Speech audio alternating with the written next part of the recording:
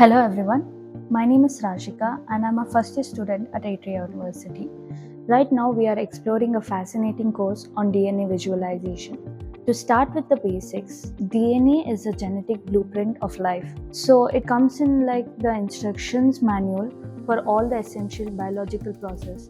So scientists actually study DNA to uncover the causes of genetic disorder, diseases and even to solve crime investigation.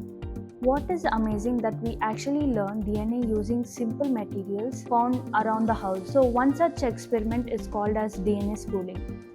Here how it works. So you mash up some banana or strawberry and you add a little detergent, salt and chilled isopropanol alcohol which is found in like hand sanitizers.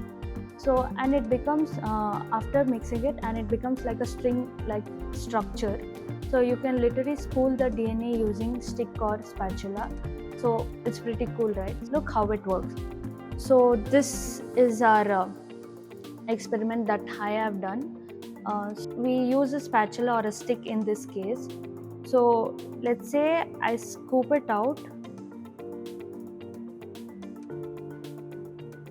So this is a DNA. So why do we call this experiment as a DNA spooling? Because we are actually spooling the DNA out. But this is not all the experiments that we have done. We have also explored like other techniques like agarose gel electrophoresis.